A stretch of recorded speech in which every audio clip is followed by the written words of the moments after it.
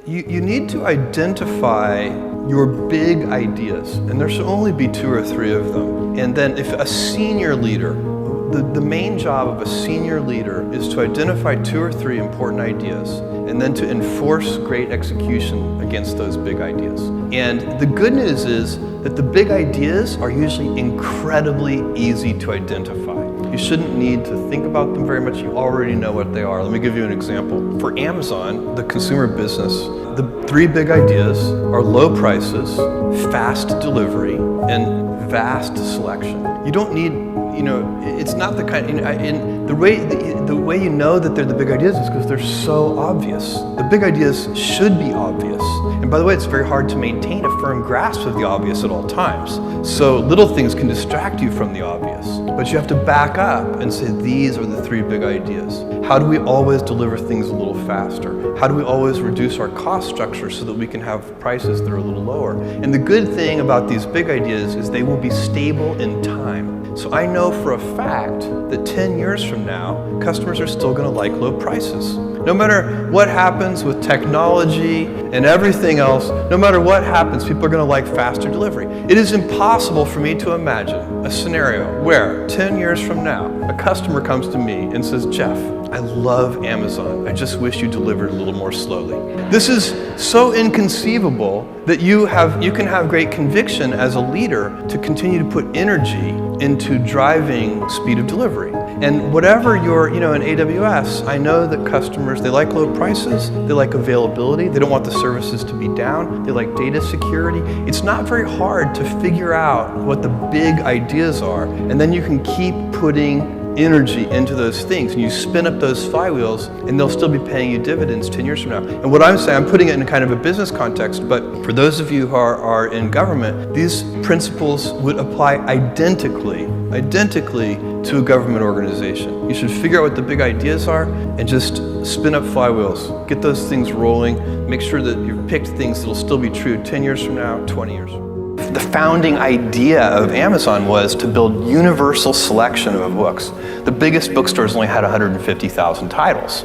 And so that's what I did. And I hired a small team, and we built the software. I moved to Seattle. You don't choose your passions choose you. And all of us are gifted with certain passions, and the people who are lucky are the ones who get to follow those things. And I always advise our young employees, I meet with interns and so on, and my kids too, you can have a job, or you can have a career, or you can have a calling. And if you can somehow figure out how to have a calling, you have hit the jackpot, because that's the big deal.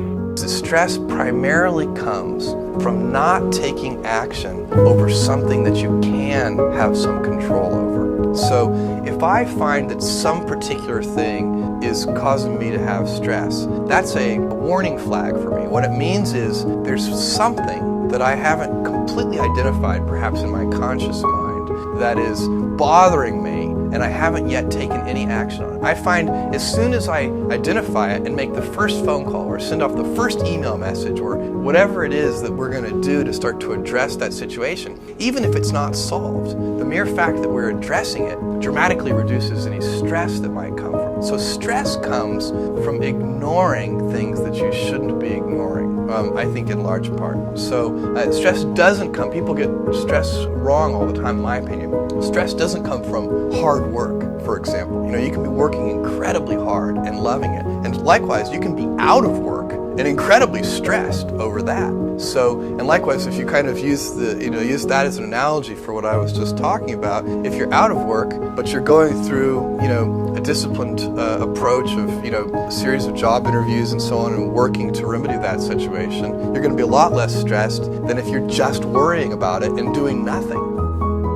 Work like hell. I mean, you just have to put in, 80 to 100 hour weeks every week. All those things improve the odds of success. If other people are putting in 40-hour work weeks and you're putting in 100-hour work weeks, then even if you're doing the same thing, you know that in 1 year you will achieve what they achieve. You will achieve in 4 months what it takes them a year to achieve. If you want to make progress in things, I think the best analytical framework for understanding the future is physics. I'd recommend studying the thinking process around physics. Like not the equations. I mean, the equations certainly they're helpful, but the way of thinking in physics is it's the best framework for understanding things that are counterintuitive, and always taking the position that you are to some degree wrong, and your goal is to be less wrong over time. One of the biggest mistakes people generally make, and I'm guilty of it too, is wishful thinking.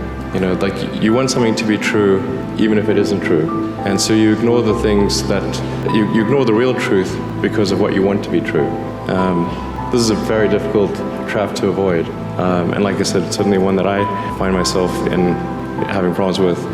But if you just take that approach of you're always to some degree wrong and your goal is to be less wrong, and solicit critical feedback, particularly from friends. Like particularly friends, if somebody loves you, they want the best for you. They don't want to tell you the bad things. So you have to ask them, and say, really, I really do want to know. and then they'll tell you. You don't need college to learn stuff, okay? Everything is available basically for free. You can learn anything you want for free. It is not a question of learning. There is a value that colleges have, which is like, seeing whether can somebody work hard at something, including a bunch of sort of annoying homework assignments, and still do their homework assignments and kind of soldier through and get it done. That's like the main value of college. And then also, if you probably want to hang around with a bunch of people your own age for a while, instead of going right into the workforce. So I think colleges are basically for fun and to prove you can do your chores, but they're not for learning. I think failure is bad. I don't think it's good. But if something's important enough, then you do it even though the risk of failure is high. And so I think my advice, if somebody wants to start a company, is they should bear in mind that the most likely outcome is that it's not going to work. And they should reconcile themselves to that strong possibility. And they should only do it if they feel that they are really compelled to do it. You need to work, if depending upon how well you want to do, and particularly if you're starting a company, you need to work super hard. So what does super hard mean? Well, when my brother and I were starting our first company, instead of getting an apartment, we just rented a small office and we slept on the couch. And we showered at the YMCA, and we're so hot up we had just one computer. So the website was up during the day, and I was coding at night, 7 days a week, all the time. And I sort of briefly had a girlfriend in that period, and in order to be with me, she had to sleep in the office. So work hard, every waking hour. That's the thing I would say, particularly if you're starting a company. And if you do simple math, you say okay, if somebody else is working 50 hours and you're working 100, you'll get twice as much done in the course of a year as the other company. People do not think critically enough. Critical thinking is a skill in short supply, where people take too many things they assume too many things to be true without sufficient basis in that belief. So it's very important that people closely analyze what is supposed to be true and try to build up, try to say, let's analyze things from first principles, not by analogy or not by convention. I think of these things as just, there's a certain amount of time, and within that time you want the best net outcome. So for all the set of actions that you can do, there's going to be some which will fail, some which will succeed, and you want the net useful output of your set of actions to be the highest. If something really makes sense, or if it's just what everybody else is doing. It's hard to think that way. You can't think that way about everything. It takes a lot of effort, but if you're trying to do something new, it's the best way to think.